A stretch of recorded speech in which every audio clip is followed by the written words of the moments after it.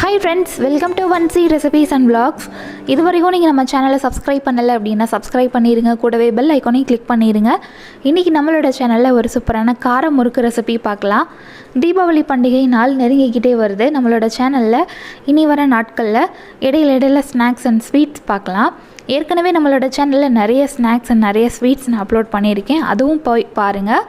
இந்த தீபாவளிக்கு உங்களுக்கு என்ன ரெசிபி செய்யணும்னு தோணுதோ அதை செஞ்சு இந்த தீபாவளியை சிறப்பாக கொண்டாடுங்க. இந்த ரெசிபிலாம் ட்ரை பண்ணிவிட்டு உங்களோட ஃபீட்பேக்கையும் கமெண்ட்ஸில் சொல்லுங்கள். இன்றைக்கி நம்ம அந்த கார முறுக்கு எப்படி செய்கிறதுன்னு இந்த வீடியோ பார்த்து தெரிஞ்சுக்கலாம். ரொம்பவே சிம்பிளான ப்ரிப்பரேஷன், ஆனால் டேஸ்ட் ரொம்பவே சூப்பராக இருக்கும். கண்டிப்பாக ட்ரை பண்ணி பாருங்கள். இப்போ இந்த முறுக்கு பண்ணுறதுக்கு தேவையான அந்த மாவு என்னென்னு பார்த்துடலாம். ஒரு மிக்சிங் பவுல் எடுத்துக்கோங்க. அதில் 2 கப் அளவு அரிசி மாவு சேர்த்துக்கலாம்.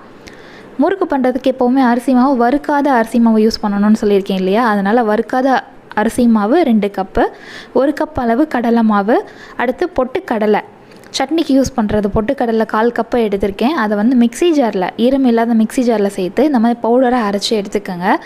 இப்போது இந்த அரைச்ச பொட்டுக்கடலை மாவை இந்த மாதிரி மாவு சலிக்கிற சல்லடையில் சேர்த்து அதுக்கடுத்து சலித்து ஆட் பண்ணுங்கள். ஏன்னா இதில் அரைப்படாத துகள்கள் இருக்கும், அதோடு சேர்த்தோம் அப்படின்னா அந்த எண்ணெயில் ஃப்ரை பண்ணும்போது வெடிக்கும். அதனால் இந்த மாதிரி சலித்து ஆட் பண்ணுங்கள். அந்த அரைப்படாத துகள்கள் கீழே கொட்டிடுங்க. அடுத்து 3 ஸ்பூன் அளவு மிளகாய் தூள் சேர்த்துக்கலாம். உங்களோட காரத்துக்கு ஏற்ற மாதிரி ஆட் பண்ணிக்கோங்க, இதுவே கரெக்டான காரமாக இருக்கும். அடுத்து 1/4 டீஸ்பூன் அளவு பெருங்காயத்தூள் சேர்த்துக்கலாம், இது வாசனைக்காக ஆட் பண்ணுறோம். அடுத்து கருப்பு எள்ளு 3 ஸ்பூன் அளவு ஆட் பண்ணிக்கோங்க. உங்கள்கிட்ட வெள்ளை எள்ளு இருந்தது அப்படின்னா அது கூட ஆட் பண்ணிக்கலாம். எள்ளுக்கு பதிலாக சீரகம் கூட ஆட் பண்ணிக்கலாம். எள்ளு சேர்த்த பின்னாடி 1 ஸ்பூன் அளவு உப்பு ஆட் பண்ணியிருக்கேன். இந்த உப்பு கரெக்டாக இருக்கும்னு சொல்ல முடியாது. மாவு ட்ரையாக மிக்ஸ் பண்ணிவிட்டு லைட்டாக டேஸ்ட் பண்ணி பாருங்கள், உப்பு கரெக்டாக இருக்கான்னு தெரியும். அப்படி கரெக்டாக இல்லை, கொஞ்சம் ஆட் பண்ணால் நல்லாயிருக்குன்னு தோணுச்சுன்னா கொஞ்சம் ஆட் பண்ணிக்கோங்க. அடுத்து 3 ஸ்பூன் அளவு பட்டர் சேர்த்துக்கலாம். பட்டர் ரூம் டெம்பரேச்சர் இருக்கிற மாதிரி பார்த்துக்கோங்க.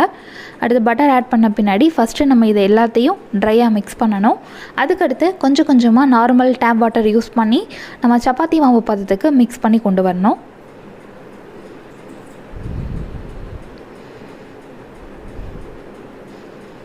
இப்போ கொஞ்சம் கொஞ்சமாக தண்ணி சேர்த்து சப்பாத்தி மாவு பதத்துக்கு கொண்டு வந்துடலாம். இந்த முறுக்கு நம்ம நார்மலாக உளுந்து மாவு சேர்த்து பண்ணுற முறுக்கு டேஸ்ட் இருக்காது, ரொம்பவே சூப்பராக இருக்கும். கண்டிப்பாக ட்ரை பண்ணி பாருங்கள். இப்போ நம்மளோட முறுக்கு மாவு ரெடி ஆயிடுச்சு. முறுக்கு அச்சில் இதை வச்சு அந்த முறுக்கு ஷேப் கொண்டு ஃப்ரை பண்ணி எடுக்கணும்.